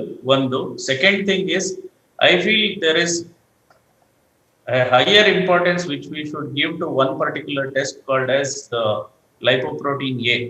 Idanna most of the physicians cardiac suspect ನಾವು cholesterol ನ ಹೇಳ್ತೀವಿ, cholesterol test ಮಾಡಿ ಅಂತ ಹೇಳ್ತೀವಿ. ಆದ್ರೆ ಈ LPA test ನ ಜೊತೆನಲ್ಲಿ ಮಾಡಿ ಟು ಅಸೆಸ್ ದ ರಿಸ್ಕ್ ಮಾಡ್ತಾ ಇಲ್ಲ. I think this is one more thing we should be worried about. And ಈಗ ನೀವು ಹೇಳಿದ್ರೆ ಈ ಹೆಂಗಸರಲ್ಲಿ ಏನಾದ್ರೂ ವ್ಯತ್ಯಾಸ ಕಂಡು ಬರುತ್ತಾ ಅಂತ. ಈ LPA ಅನ್ನೋದು ಏನ್ ಅಂಶ ಇದೆ, ಇದು ಈಸ್ಟ್ರೋಜನ್ ಕಮ್ಮಿ ಆದಾಗ ಪ್ರಾಬ್ಲಮ್ ಹೆಚ್ಚಾಗಿ ಕಾಣಿಸ್ಕೊಳ್ಳುತ್ತೆ. So you will see this problem and protection effect of oestrogen ಇರೋದಿಲ್ಲ. ನಾವು 45 ವರ್ಷ ಅಥವಾ ಮೆನೋಪಾಸ್ ಆದ್ಮೇಲೆ ಇರೋದಿಲ್ಲ, ಅಥವಾ ಈಸ್ಟ್ರೋಜನ್ ಲೆವೆಲ್ಸ್ ಹೆಣ್ಮಕ್ಳಲ್ಲಿ ಕಮ್ಮಿ ಆಗ್ತಾ ಹೋಗುವಾಗ ಈ ಪ್ರೊಟೆಕ್ಷನ್ ಎಫೆಕ್ಟ್ ಇರೋದಿಲ್ಲ. ಸೊ ಇದನ್ನ ನಾವು 2 ಭಾಗದಲ್ಲಿ ನೋಡ್ಲೇಬೇಕಾಗುತ್ತೆ, especially considering the youngsters what we are seeing. I don't know other doctors' experiences, but most of my friends whom I have spoken to and other people around the world whom I have spoken to, they are all telling one thing is very common. ಬರ್ತಾ ಇರೋ ಎಲ್ಲ youngsters almost all under the 30 years of age, rather under 35 years of age, they have not seen a female patient who has heart attack. Right. This Okay. is what Alla, I have seen. Doctor Srinivas Prasad, ಇಲ್ಲಿ ಇನ್ನೊಂದು ವಿಷಯ, heart ಅದರ ಮಸಲ್ಗಳೇ ದಪ್ಪ ಆಗೋಗುತ್ತಂತೆ. ಇದಕ್ಕೆ ಕೆಲವೊಬ್ಬರು athletes heart ಅಂತಾನೂ ಕರೀತಾರೆ. ಇನ್ನು ಕೆಲವ್ರು ಹೇಳ್ತಾರೆ ಅತಿಯಾಗಿ ವರ್ಕೌಟ್ ಮಾಡಿಬಿಟ್ರೆ ಈ ರೀತಿ ಆಗೋ ಸಾಧ್ಯತೆ ಇರುತ್ತೆ ಅಂತ. ಮತ್ತು ಇದರಿಂದನೂ ಹಾರ್ಟ್ ಅಟ್ಯಾಕ್ಗೆ ಒಂದು ದಾರಿ ಅಂತ. ಇದನ್ನು ನೀವು ಎಕ್ಸ್ಪ್ಲೇನ್ ಮಾಡ್ಬೋದಾ? ಮತ್ತು ಇಂಟೆನ್ಸ್ ವರ್ಕೌಟ್ ಅಂದರೆ what is intense, doctor Srinivas Prasad? ನಾನು 5 ವರ್ಷದಿಂದ ಪ್ರತಿದಿನ 3-4 ಕಿಲೋಮೀಟ್ರ್ ಓಡ್ತಾನೆ ಇದ್ದೀನಿ. ನಾನು 6 ಕಿಲೋಮೀಟ್ರ್ ಓಡಿದ್ರೆ ಇಂಟೆನ್ಸಾ, 10 ಕಿಲೋಮೀಟ್ರ್ ಓಡಿದ್ರೆ ಇಂಟೆನ್ಸಾ? ಸೊ ಇಂಟೆನ್ಸ್ ಅಂತ ವ್ಯಕ್ತಿ ಪ್ರತ್ಯೇಕವಾಗಿ, ಪರ್ಸನ್ ಸ್ಪೆಸಿಫಿಕ್ ಆಗಿ ನಾವು ಹೇಗೆ ವ್ಯಾಖ್ಯಾನಿಸ್ಬೋದು? How do we define that? Okay, so ನಾನು ಪ್ರಾಬ್ಲಿ ಸೆಕೆಂಡ್ ಕ್ವಶನಿಂದನೇ ಆನ್ಸರ್ ಮಾಡೋಕ್ಕೆ ಶುರು ಮಾಡ್ತಾರೆ. ಸೊ ಇಂಟೆನ್ಸ್ ವರ್ಕೌಟ್ ಅಂದರೆ ಏನು ಅಂತ.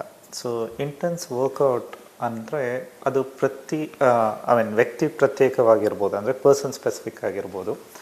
ಸೊ ಪರ್ಟಿಕ್ಯುಲರ್ಲಿ ನಾವು ಈಗ ಫಾರ್ ಎಕ್ಸಾಂಪಲ್ ಯಾರಾದರೂ ನೀವು ಹೇಳಿದ್ರಿ ನೀವು 3 ಕಿಲೋಮೀಟ್ರ್ ಓಡ್ತಿದ್ದೀರಿ ಅಂತ, 6 ಕಿಲೋಮೀಟ್ರ್ ಓಡಿದ ತಕ್ಷಣ ಅದು ಇಂಟೆನ್ಸಾ ಅಂತ ಕೇಳಿದ್ರೆ maybe may not B.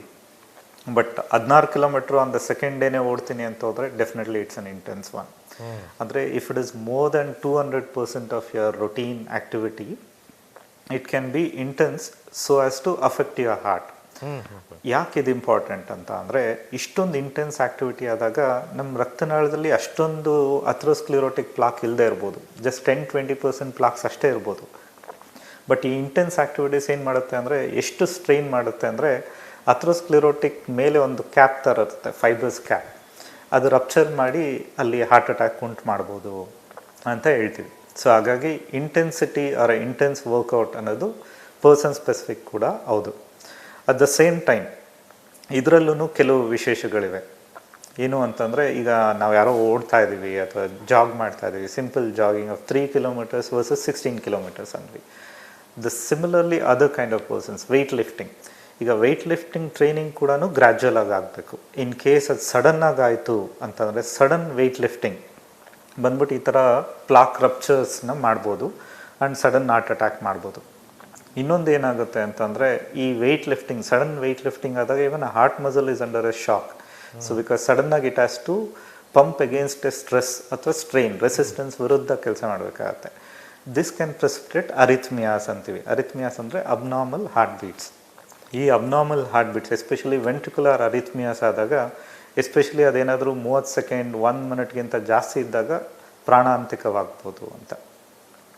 When you do this exercises in a gradual manner, especially marathon runners ಅಥವಾ ಕ್ರಾನಿಕ್ ಅಥ್ಲೀಟ್ಸು ಇವರೆಲ್ಲ ಮಾಡ್ತಾ ಹೋದಾಗ ಅವ್ರ ಮಸಲ್ ಬೆಳೆಸ್ಕೊಳ್ತಾ ಹೋಗ್ತಾರಲ್ವ. ಸೊ ಹಾಗೆಯೇ ಹಾರ್ಟ್ ಮಸಲ್ ಕೂಡ ಸ್ವಲ್ಪ ದಪ್ಪ ಆಗ್ತಾ ಹೋಗ್ಬೋದು. ಎಷ್ಟು ದಪ್ಪ ಆಗ್ಬೋದು? ಪ್ರಾಬ್ಲಿ ಈಗ ನಾವು normal thickness of myocardial wall ಅನ್ನೋದೇನಿದೆ 6 to 9 millimeters ಅಂತ ಹೇಳ್ತೀವಿ. It can go up to 14 or 15 millimeters.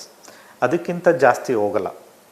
ಅದಕ್ಕಿಂತ ಜಾಸ್ತಿ ಹೋಗ್ತಿದೆ ಅಂದರೆ ಮೋಸ್ಟ್ ಕಾಮನ್ಲಿ ಅದು ಜೆನೆಟಿಕ್ ರಿಲೇಟೆಡ್ ಇಶ್ಯೂಸ್ ಇರುತ್ತೆ. ಅಂಥವ್ರನ್ನ ನಾವು ಹೈಪರ್ಟ್ರೋಫಿಕ್ ಕಾರ್ಡಿಯೋಮಯೋಪತಿ ಅಂತ ಅಂತೀವಿ. ಹೈಪರ್ಟ್ರೋಫಿಕ್ ಕಾರ್ಡಿಯೋಮಯೋಪತಿ ಆದಾಗ, ಯಾವಾಗ ದಪ್ಪ ಆದಾಗ muscle, those muscles are prone for arrhythmias, ventricular arrhythmias. ಅದಕ್ಕೆ these kind of patients are prone for sudden death. ನಾವು ಎಷ್ಟೊಂದು ಸಲ ಅಥ್ಲೀಟ್ಸಲ್ಲಿ ನೋಡಿರ್ಬೋದು, ಸುಮಾರು ಎಷ್ಟೊಂದು ಫೀಲ್ಡಲ್ಲಿ ನೋಡಿರ್ಬೋದು. ಆನ್ ದ ಫೀಲ್ಡ್ ಪ್ರೀವಿಯಸ್ಲಿ ಈ ಥರ ವರ್ಕೌಟ್ ಮಾಡಬೇಕಾದ್ರೆ ಅಥವಾ ಆಡ್ತಾ ಇರಬೇಕಾದ್ರೆ ಇದಕ್ಕಿಂದಂಗೆ ಕೊಲ್ಯಾಪ್ಸ್ ಆಗಿ ಪ್ರಾಣ ಕಳ್ಕೊಂಡಿರೋರ ಲಿಸ್ಟು ಸುಮಾರಿದೆ ನಮ್ಮ ಇತಿಹಾಸದಲ್ಲಿ. ಸೊ ಅದಕ್ಕೇ ಈಗ ಲಾಸ್ಟ್ ಕೆಲವು ವರ್ಷದಿಂದ, ಈವನ್ ಬಿಫೋರ್ ಅಥ್ಲೀಟ್ ಆಗಿ ಪಾರ್ಟಿಸಿಪೇಟ್ ಆಗೋದಕ್ಕೆ ಮುಂಚೆ there are screening methods. So ಸ್ಕ್ರೀನಿಂಗಲ್ಲಿ ಈ ಥರದ್ದೇನಾದರೂ ಡಿಸೀಸ್ ಕಂಡು ಬಂದರೆ, ಎಸ್ಪೆಷಲಿ ಹೈಪರ್ಟ್ರೋಫಿಕ್ ಕಾರ್ಡಿಯೋಮಯೋಪತಿ, ಅವ್ರನ್ನ ಈ ಥರ ಕಾಂಪಿಟೇಟಿವ್ ಸ್ಪೋರ್ಟ್ಸಲ್ಲಿ ಆಡೋಕ್ಕೆ ಬಿಡಲ್ಲ. ಈಗ that's a kind of an rule, international rule ಕೂಡ. ಡಾಕ್ಟರ್ ಶ್ರೀನಿವಾಸ್ ಪ್ರಸಾದ್, ನೀವು ಇವಾಗ ಒಂದು ಮೆನ್ಷನ್ ಮಾಡಿದ್ರಿ, ಜೆನೆಟಿಕ್ ಸಮಸ್ಯೆ ಇರ್ಬೋದು ಅಂತ. ಅಂದರೆ ಬಹುಶಃ ಅದು ವಂಶದಲ್ಲೇ ಬಂದಿರೋ ಅಂಥ ಸಮಸ್ಯೆ ಇರ್ಬೋದು, ಪೂರ್ವಜರಲ್ಲಿ ಅದು ಕಂಡು ಬಂದಿರ್ಬೋದು, ಒಂದು ಜನ್ರೇಷನ್ ಸ್ಕಿಪ್ ಆಗಿರ್ಬೋದು, ಬಟ್ ಅದು ಸ್ಕಿಪ್ ಆಗೇ ಇರುತ್ತೆ ಅಂತ ಹೇಳಲಿಕ್ಕೆ ಆಗೋದಿಲ್ಲ. ಇಂಥವರು ಅಟ್ ವಾಟ್ ಸ್ಟೇಜ್ ಅವರು ತಮ್ಮನ್ನೇ ತಾವು ಪರೀಕ್ಷೆಗಳಿಗೆ ಒಳಪಡಿಸ್ಕೋಬೇಕು? ಮತ್ತು ಇನ್ ಜನರಲ್ ಹಾರ್ಟ್ ರಿಲೇಟೆಡ್ ಸಮಸ್ಯೆ ಇದೆ, ತೊಂದರೆ ಇದೆ ಅಂದರೆ ಯಾವ ರೀತಿಯ ಲಕ್ಷಣಗಳಿಗೆ ಅವರು ಗಮನ ವಹಿಸಬೇಕು? ಓಕೆ, ಸೊ ಇದರಲ್ಲಿ ನಾವು 2-3 ಥರ. ಒಂದ್ಸಲ ಅನುವಂಶಿಕ ಅಂದಾಗ ನಾವು ಯಾಕೆ ಇವತ್ತು ಇಲ್ಲಿ ಮಾತಾಡ್ತಿದ್ದೀವಿ ಅಂದರೆ, there are people who have died at young age. Correct. Young ಏಜಲ್ಲಿ ಸಾಯೋರೆಲ್ಲರೂ ಹಾರ್ಟ್ ಅಟ್ಯಾಕ್ ಇಂದನೇ ಸಾಯ್ತಾರೆ ಅಂತಲ್ಲ, ಕೆಲವೊಂದು ಹೃದಯದ ಅಬ್ನಾರ್ಮಲ್ ಹಾರ್ಟ್ ಬೀಟ್ಸ್ ಅಥವಾ ಅರಿಥ್ಮಿಯಾಸಿಂದನೂ ಆಗ್ತಾ ಇರ್ಬೋದು. ಈ ಅರಿಥ್ಮಿಯಾಸ್ ಪ್ರೆಸಿಪಿಟೇಟ್ ಮಾಡೋದಕ್ಕೆ ಕೆಲವು ಅನುವಂಶಿಕ ಕಾರಣಗಳಿದೆ. ನಾನು ಹೇಳ್ದಂಗೆ ಹಾರ್ಟ್ ಮಸಲ್ ದಪ್ಪ ಆಗಿರ್ಬೋದು, ಹೈಪರ್ಟ್ರೋಫಿಕ್ ಕಾರ್ಡಿಯೋಮಯೋಪತಿ ಅಂತ. ನೀವು ಹೇಳೋ ಥರ ಅದು ಜನ್ರೇಷನ್ ಸ್ಕಿಪ್ ಇರ್ಬೋದು, ಬಟ್ ಮೋಸ್ಟ್ ಆಫನ್ ಅದು ಒಂದು ಜನ್ರೇಷನ್ ಟು ಇನ್ನೊಂದು ಜನ್ರೇಷನ್ ಕಾಣಿಸ್ಕೊಳ್ಳುತ್ತೆ. ಆ್ಯಂಡ್ ಅರೌಂಡ್ 50% ಪೆನೆಟ್ರೇಷನ್ ರೇಟ್ ಅಂತ ಹೇಳ್ತೀವಿ. 50% ಪೆನೆಟ್ರೇಷನ್ ರೇಟ್ ಅಂದರೆ ಒಬ್ಬ ತಂದೆ ತಾಯಿಗೆ 2 ಮಕ್ಕಳಿದ್ರೆ ಒಬ್ಬರಲ್ಲಿ ಇರ್ಬೋದು, ಇನ್ನೊಬ್ಬರಲ್ಲಿ ಇಲ್ಲದೆ ಹೋಗ್ಬೋದು ಅಂತ. ಸೊ ಹಾಗಾಗಿ ಒಬ್ರಿಗಿತ್ತು ಅಂದರೆ ಇನ್ನೊಬ್ರಿಗೆ ಇದೆಯಾ ಅಂತ ಸ್ಕ್ರೀನ್ ಮಾಡ್ಕೋಬೇಕು. ಆ್ಯಂಡ್ ಮೋಸ್ಟ್ ಆಫನ್ ಏನಾಗುತ್ತೆ ಅಂತಂದರೆ, ಇದು ಬಂದ್ಬಿಟ್ಟು ಮ್ಯಾನಿಫೆಸ್ಟ್ ಆಗದೆ ಹೋಗ್ಬೋದು till towards the end. Unless until ನೀವು ಈ ಥರ ಇಂಟೆನ್ಸ್ ಅಥವಾ ವಿಗರಸ್ ಫಿಸಿಕಲ್ ಆ್ಯಕ್ಟಿವಿಟಿ ಆದಾಗ ಅಷ್ಟೇನೆ ಅದು ಮ್ಯಾನಿಫೆಸ್ಟ್ ಆಗ್ಬೋದು. ಹಾಗಾಗಿ ಮಿಸ್ ಆಗೋ ಚಾನ್ಸಸ್ ಜಾಸ್ತಿ ಇರುತ್ತೆ. ಸೆಕೆಂಡ್ ಕೈಂಡ್ ಆಫ್ ಅಬ್ನಾರ್ಮಲಿಟಿ ನಾವೇನು ಹೇಳ್ತೀವಿ ಅಂದರೆ, ಕೊಲೆಸ್ಟ್ರಾಲ್ ಡೆಪಾಸಿಟ್ ಆಗಿ ಹಾರ್ಟ್ ಅಟ್ಯಾಕ್ ಆಗುವಂಥದ್ದು, ಅಂದರೆ ರಕ್ತನಾಳದ ಸಪ್ಲೈ ಕಮ್ಮಿ ಆಗುವಂಥದ್ದು. ಇದು most often sedentary life style ಅಥವಾ ಅಬ್ನಾರ್ಮಲ್ ಲೈಫ್ ಸ್ಟೈಲಿಂದ ಅಂತ ಆಗೋದು. ಸೊ ಕೆಲವು ಸಲ ರಕ್ತ ಎಪ್ಪುಗಟ್ಟು ಮಾಡುವಂಥ ಜೆನೆಟಿಕ್ ಕಾಸಸ್ ಕೂಡ ಇರಬಹುದು. ಸೊ ಅದನ್ನೇ ಲೈಪೋಪ್ರೋಟೀನ್ ಎ, ಹೋಮೋಸಿಸ್ಟಿನ್ ಅಥವಾ ಪ್ರೋಕೋಆಗ್ಯುಲೆಂಟ್ ವರ್ಕಪ್ ಅಂತ ಮಾಡಿಕೊಂಡು ನಾವು ಕಂಡುಹಿಡ್ಕೊಳ್ತೀವಿ. ಸೊ ಇಂಥವರಲ್ಲಿ ಪೇರೆಂಟ್ಸ್ ಫ್ಯಾಮಿಲಿ ಹಿಸ್ಟ್ರಿ ಜನರಲಿ ಕಾಣಿಸ್ಕೊಳ್ಳುತ್ತೆ. ಐದರ್ ಯಾರಾದರೂ ಫ್ಯಾಮಿಲಿಯಲ್ಲಿ ಹಾರ್ಟ್ ಅಟ್ಯಾಕ್ ಆಗಿರ್ಬೋದು ಚಿಕ್ಕ ವಯಸ್ಸಲ್ಲಿ, ಅಥವಾ ಸ್ಟ್ರೋಕ್ ಆಗಿರ್ಬೋದು, ಇಂಥವೆಲ್ಲ ಇರುತ್ತೆ ಅಂತ. ಮೂರನೇ ರೀಸನ್ ನಾವೇನು ಹೇಳ್ತೀವಿ ಅಂದರೆ it's more of a drug abuse related arrhythmias ಅಂತ. So drug abuse can be simple cocaine ಥರ ಇರ್ಬೋದು, ಅಥವಾ ಈವನ್ ಸ್ಮೋಕಿಂಗ್ ವರ್ಸನ್ಡ್ ಸ್ಪ್ಯಾಸಮ್ಸ್ ಇರ್ಬೋದು. These can also cos.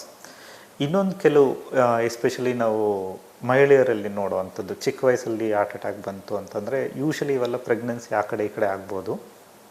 Is ನಮ್ಮ ರಕ್ತನಾಳದ ಇಂಟಿಮಾ ಅಂತೀವಿ, ಅದು ಅರ್ಧೋಗುತ್ತೆ, ಸ್ಪಾಂಟೇನಿಯಸ್ ಕೊರ್ನರಿ ಆರ್ಟರಿ ಡಿಸೆಕ್ಷನ್ ಅಂತ. This suddenly can cause an obstruction to the blood flow and can cause heart attack. Most often ಈ ಪೇಷಂಟ್ಸ್ನ ನಾವು initial ಸ್ಟೇಜಲ್ಲೇ ಡಯಾಗ್ನೋಸ್ ಮಾಡ್ತೀವಿ ಆ್ಯಂಡ್ ಟ್ರೀಟ್ಮೆಂಟ್ ಕೂಡ ಮಾಡ್ಬೋದು. ರೈಟ್. ಡಾಕ್ಟರ್ ಜಗದೀಶ್, ನೀವು ನಮ್ಮ ಜೊತೆ ಸಾಕಷ್ಟು ಬಾರಿ ಕೋವಿಡ್ ಸಂಬಂಧಿತ ಚರ್ಚೆಯಲ್ಲಿ ಭಾಗವಹಿಸಿದ್ದೀರಿ. ಅಟ್ ಒನ್ ಪಾಯಿಂಟ್ ನನಗೆ ನೆನಪಿದೆ, ನಾವು ಕೋವಿಡ್ನಿಂದ ಆಗ್ತಿರೋಂತಹ ಬ್ಲಡ್ ಕ್ಲಾಟು, ಅದರಿಂದ ಆಗ್ತಿರೋಂಥ ಹೃದಯ ಸಂಬಂಧಿತ ಸಮಸ್ಯೆಗಳ ಬಗ್ಗೆ ಕೂಡ ಚರ್ಚೆ ಮಾಡಿದ್ದೀವಿ. So post Covid heart attack chances ಜಾಸ್ತಿ ಅನ್ನೋ ವರದಿಗಳು ಇಲ್ಲಿ ನಿಜ ಆಗ್ತಿದೆಯಾ ಬೈ ಎನಿ ಚಾನ್ಸ್? ಮತ್ತು ನೀವು ನೋಡಿರೋಂಥ 16-18 ಏನು ಹೇಳಿದ್ರಿ, ಅದರಲ್ಲಿ ಕೋವಿಡ್ ಬಂದಂಥವ್ರು ಎಷ್ಟು ಜನ ಇದ್ರು ಅನ್ನೋ ಐಡಿಯಾ ಏನಾದರೂ ಇರ್ಬೋದಾ ನಿಮಗೆ ಅಂತ? ಚೆಕ್ ಮಾಡಿದೀವಿ. ಅದರಲ್ಲಿ 6 ಜನಕ್ಕೆ ಕೋವಿಡ್ ಏನದು ಎವಿಡೆನ್ಸ್ಡ್ ಕೋವಿಡ್ ಇತ್ತು. ಕೋವಿಡ್ ಪಾಸಿಟಿವ್ ಅನ್ನೋದು ಏನಿತ್ತು 6 ಜನರಲ್ಲಿ ಕೋವಿಡ್ ಪಾಸಿಟಿವ್ ಅಂತ ಇತ್ತು. ಬಟ್ ಉಳಿದಂತ 10 ಜನರಲ್ಲಿ ದೇವರ್ ನಾಟ್ ಶ್ಯೂರ್, ಬಟ್ ಆ ಸಿಂಪ್ಟಮ್ಸ್ ಇರ್ಲಿಲ್ಲ ಅವ್ರಿಗೆ. ಕೋವಿಡ್ ಬಂದಂತ ಸಿಂಪ್ಟಮ್ಸ್ ಸಹ ಇರಲಿಲ್ಲ ಅವ್ರಿಗೆ. So I want say that ಈಗ ನಾವ್ ಏನ್ ನೋಡ್ತಾ ಇದೀವಿ ಯಂಗ್ಸ್ಟರ್ಸ್ ಅಲ್ಲಿ, ಇದು ಕೋವಿಡ್ ಇಂದ ಅಂತ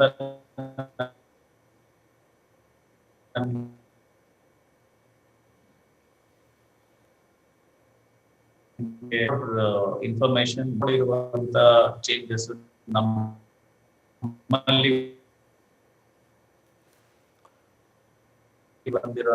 ಡಾಕ್ಟರ್ ಜಗದೀಶ್, ಆ ಲೈನ್ ಒಂದು ಸ್ವಲ್ಪ ಕ್ಲಿಯರ್ ಇದೆ. ಓಕೆ, ಪ್ಲೀಸ್ ಹೇಳಿ. ಕೇಳಿಸ್ತಾ ಇದೆಯಾ? ಈಗ ಕೇಳಿಸ್ತಾ ಇದೆ, ಹೇಳಿ. ಅದೇ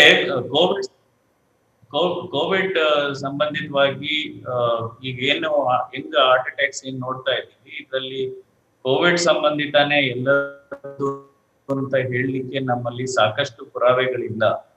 ಎವಿಡೆನ್ಸ್ ಬೇಸ್ಡ್ ಮೆಡಿಸಿನ್ ನಾವು ಪ್ರಾಕ್ಟೀಸ್ ಮಾಡೋದ್ರಿಂದ ಆಗ್ತಾ ಇಲ್ಲ. ಅದಕ್ಕೆ ಹೆಚ್ಚಿನ ಡಾಕ್ಟರ್ ಜಗದೀಶ್, ಅದು ಲೈನ್ ಒಂದು ಸ್ವಲ್ಪ ಅನ್ಕ್ಲಿಯರ್ ಇದೆ. In any case just give it a minute, ಅದನ್ನ ಸರಿಪಡಿಸಿ ನಾನು ನಿಮ್ಮ ಹತ್ರ ಮಾತನಾಡ್ತೀನಿ. ಡಾಕ್ಟರ್ ವಿಜೇತಾ, ನಿಮಗೆ ಕೇಳಿಸ್ತಿದ್ಯಾ ನಾನು ಮಾತಾಡೋದು? ಓಕೆ ಡಾಕ್ಟರ್ ವಿಜೇತಾ, ಈಗ ಒಂದು ಹೆಲ್ದಿ ಹಾರ್ಟ್ ಡಯಟ್ ಅಂದ್ರೆ ಹೇಗಿರ್ಬೇಕು? ಓಕೆ, ವರ್ಲ್ಡ್ ಹೆಲ್ತ್ ಆರ್ಗನೈಸೇಷನ್ ಪ್ರಕಾರ ನಾವು ಅರ್ಧ ಕೆಜಿ ಅಂದ್ರೆ 500 grams of fruits and vegetables ತಿನ್ಬೇಕು. ಓಕೆ, ಅದ್ರ ಜೊತೆಗೆ ಫೈಬರ್ ರಿಚ್ ಡಯಟ್ ಇರ್ಬೇಕು. ಇವಾಗ ಬರೀ ಅನ್ನ ಸಾಂಬಾರ್ ತಿಂದ್ರೆ ಆಗಲ್ಲ, ಅದ್ರ ಜೊತೆಗೆ ಪಲ್ಯಾನೂ ಇರ್ಬೇಕು, ಫ್ರೂಟ್ಸ್ ಇರ್ಬೇಕು. ಇವಾಗ ನಾನ್ ಇಷ್ಟು ವರ್ಷ ಡಯಟಿಷಿಯನ್ ಆಗಿ ವರ್ಕ್ ಮಾಡಿದೀನಿ.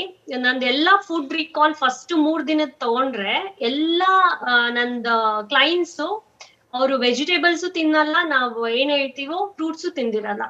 ಸೊ ಇದು ಮುಖ್ಯ ಕಾರಣ. ಆಮೇಲೆ ಇನ್ನ ಒಂದು ಗಮನಿಸ್ಬೇಕಾದ ವಿಷಯ ಏನಂದ್ರೆ, ಮಕ್ಕಳು ತುಂಬಾ ಆಕ್ಟಿವ್ ಆಗಿರ್ತಾರೆ ಟಿಲ್ 8th ಸ್ಟ್ಯಾಂಡರ್ಡ್ ಆಗಿದ ತಕ್ಷಣ 8th 9th 10th ಆಮೇಲೆ ಅದಾದ್ಮೇಲೆ they don't consider physical activity is important in their life ಅಂತ. ಅವ್ರು ಫಿಸಿಕಲ್ ಆಕ್ಟಿವಿಟಿ ಬಗ್ಗೆ ಥಿಂಕೇ ಮಾಡಲ್ಲ. ಸೊ ಅವ್ರು ಕ್ಯಾಲೋರಿ ಇಂಟೇಕ್ ಏನಿರ್ತಿತ್ತೋ ಅದು ಆಲ್ಮೋಸ್ಟ್ ಸೇಮ್ ಆಗ್ಬಿಟ್ಟಿರತ್ತೆ, ಲೈಕ್ ಕ್ಯಾಲೋರಿ ಔಟ್ಪುಟ್ ಇರಲ್ಲ. ಓಕೆ, ಸೊ ಇದ್ರಿಂದಾನು there is a lot of chances that extra ಅವ್ರು ಏನ್ ತಿಂತಾರೋ ಅದು it will store as a cholesterol in their body. So ಇದು ತುಂಬಾ important point for all the youngsters. I want to ನಿಮ್ಮ ಇದು ಚಾನೆಲ್ ಮೂಲಕ ಹೇಳ್ಬೇಕು ಅಂತ ಇಷ್ಟಪಡ್ತೀನಿ. So let they be active in their life, ಆಯ್ತಾ? ಸೊ ಇದ್ರ ಜೊತೆಗೆ fibre should be in the total day ಅಲ್ಲಿ ಅವ್ರ fibre at least 25 to 30 grams ಇರ್ಬೇಕು. ಅಂದ್ರೆ soluble fibre and insoluble fibre ಅನ್ನೋದು ನಾವು. ಸೊ ಸಾಲ್ಯುಬಲ್ ಫೈಬರ್ಸ್ ಈ ಫ್ರೂಟ್ಸ್ ಅಲ್ಲಿ ಇರುತ್ತೆ, ವೆಜಿಟೇಬಲ್ಸ್ ಇರುತ್ತೆ. ಇನ್ಸಾಲ್ಯುಬಲ್ ಫೈಬರ್ಸ್ ಎಲ್ಲ ಈ ಪಲ್ಸಸ್ ಅಲ್ಲಿ ಇರುತ್ತೆ. ಆಮೇಲೆ ಇನ್ನ ಒಂದು ವೆಲ್, ಆ ಕನೆಕ್ಷನ್ನು ಕೂಡ ಕಟ್ ಆಯಿತು. ನಮ್ಮ ಸಮಯನೂ ಅಲ್ಲಿಗೆ ಸಮಾಪ್ತ. ಕೊನೆಯದಾಗಿ ಡಾಕ್ಟರ್ ಶ್ರೀನಿವಾಸ್ ಪ್ರಸಾದ್, ಮಾನಸಿಕ ಸ್ವಾಸ್ಥ್ಯಕ್ಕೂ ಹೃದಯ ಸ್ವಾಸ್ಥ್ಯದ ನಡುವಿನ ಸಂಬಂಧದ ಬಗ್ಗೆ, it may not be your subject in particular doctor Srinivas Prasad, but ನನಗೆ ಗೊತ್ತಿದೆ, ನಿಮಗೆ ಗೊತ್ತಿದೆ ಅಂತ, ಹಾಗಾಗಿ ನಾನು ನಿಮಗೆ ಕೇಳ್ತೀನಿ, ಮಾನಸಿಕ ಸ್ವಾಸ್ಥ್ಯ ಹೃದಯ ಸ್ವಾಸ್ಥ್ಯದ ನಡುವಿನ ಸಂಬಂಧ ಪ್ಲೀಸ್. ತುಂಬಾ ಇಂಪಾರ್ಟೆಂಟ್ ಆ್ಯಕ್ಚುಲಿ. ಒಬ್ಬ ವ್ಯಕ್ತಿ ಖುಷಿಯಾಗಿದ್ದಾನೆ ಅಂದರೆ ಅವನ ಹೃದಯ ಖಂಡಿತ ಖುಷಿಯಾಗಿರುತ್ತೆ ಅಂತ ಅಲ್ವಾ? ಸೊ ಅದ್ರಲ್ಲಿ ತಪ್ಪೇ ಇಲ್ಲ. ಸೊ ಆಬ್ವಿಯಸ್ಲಿ ಒಬ್ಬರು ಡಿಪ್ರೆಷನಲ್ಲಿ ಇಲ್ಲ ಅಂತಂದರೆ ಖುಷಿಯಾಗಿದ್ದರೆ ಅವ್ರ ಹಾರ್ಟ್ ಕೂಡ ಹೆಲ್ತಿ ಆಗಿರುತ್ತೆ. ಆ ಖುಷಿ ಹೇಗೆ ಬರುತ್ತೆ? Most often it should be ಸ್ವಲ್ಪ ಫಿಸಿಕಲ್ ಆ್ಯಕ್ಟಿವಿಟಿಯಿಂದ ಇರ್ಬೋದು, ಅಥವಾ ಮನೆಯಲ್ಲಿ ಸ್ಪೆಂಡ್ ಮಾಡೋದ್ರಿಂದ, ಫ್ಯಾಮ್ಲಿ ಜೊತೆ ಟೈಮ್ ಸ್ಪೆಂಡ್ ಮಾಡೋದ್ರಿಂದ ಇರ್ಬೋದು, ಕಿಡ್ಸ್ ಜೊತೆ ಸ್ಪೆಂಡ್ ಮಾಡೋದ್ರಿಂದ ಇರ್ಬೋದು, ಅಥವಾ ಅವ್ರಿಗೆ ಇಷ್ಟ ಆಗಿರೋ ಕೆಲಸ ಮಾಡೋದ್ರಿಂದ ಇರ್ಬೋದು. So please get involved in all those activities which can make you feel happy. ಹಂಗೆ ಮಾಡೋದ್ರಿಂದ definitely your heart also will be happy and healthy. Right. Doctor Srinivas Prasad, ಧನ್ಯವಾದ ನಿಮ್ಮ ಸಮಯಕ್ಕಾಗಿ. Thank you for joining us. Doctor Jagadish Hiremath, doctor Vijetha, thank you ನಿಮ್ಮ ಸಮಯಕ್ಕಾಗಿ ಕೂಡ. ತಿಳ್ಕೊಬೇಕಾಗಿರೋದು ಸಾಕಷ್ಟು ವಿಷಯ ಇದೆ. 40 ನಿಮಿಷದಲ್ಲಿ ಎಲ್ಲ ತಿಳ್ಕೊಳ್ಳೋಕೆ ಸಾಧ್ಯ ಇಲ್ಲ. ಆದರೂ ನನ್ನ ಕೈಲಾದಷ್ಟ ಒಂದಷ್ಟು ಮಾಹಿತಿಯನ್ನು ನಿಮಗೆ ತಲುಪಿಸಿದ್ದೀನಿ ಅನ್ನೋ ಒಂದು ನಂಬಿಕೆ ಕೂಡ ಇದೆ. ಏನೇ ಮಾಡಿದ್ರೂ ಅತಿರೇಕದಲ್ಲಿ ಮಾಡೋದು ಬೇಡ. ಆ್ಯಕ್ಟಿವ್ ಆಗಿರಬೇಕು, ಒಳ್ಳೆ ಊಟ ತಿನ್ನಬೇಕು, ಮನಸ್ಸಿಗೆ ಖುಷಿಯಾಗುವಂಥದ್ದು ತಿನ್ನಬೇಕು ಅಂತ ಪ್ರತಿದಿನ ಎಣ್ಣೆಯಲ್ಲಿ ಕರೆದಿದ್ದು ಅಥವಾ ಹೆವಿ ಊಟ ತಿಂದರೆ ಅದರ ದುಷ್ಪರಿಣಾಮನೇ ಹೆಚ್ಚು. ಮಾನಸಿಕ ಸ್ವಾಸ್ಥ್ಯ ಅಂತ ಹೇಳಿ ಮನಸ್ಸಿನ ಖುಷಿಗಾಗಿ ಹೆಚ್ಚಾಗಿ ತಿಂದರೆ ಡಾಕ್ಟರ್ ಹೇಳಿದಾಗೆ ಅದು ಕೂಡ ಕಷ್ಟನೇ. ಪುನೀತ್ ರಾಜ್ಕುಮಾರ್ ಅವರ ಘಟನೆಯನ್ನು ನೆನಪಿಟ್ಕೊಳ್ಳಿ. ಇನ್ನೂ ಸಾಕಷ್ಟು ಉದಾಹರಣೆಗಳು ಆ ರೀತಿ ಇದೆ. ಭಾರತೀಯರೇ ಇದಕ್ಕೆ ತುತ್ತಾಗ್ತಿದ್ದಾರಂಥ ವರದಿನೇ ಇದೆ. ಇದನ್ನೆಲ್ಲ ಗಮನದಲ್ಲಿಟ್ಕೊಂಡು ನಿಮ್ಮನ್ನು, ನಿಮ್ಮ ಕುಟುಂಬವನ್ನು ಕಾಪಾಡ್ಕೊಳ್ಳಿ. ನೋಡ್ತೀರಿ ನ್ಯೂಸ್ ಫಸ್ಟ್, ಪ್ರತಿಕ್ಷಣ ನಿಮ್ಮೊಂದಿಗೆ. ನ್ಯೂಸ್ ಫಸ್ಟ್, ಪ್ರತಿಕ್ಷಣ ನಿಮ್ಮೊಂದಿಗೆ.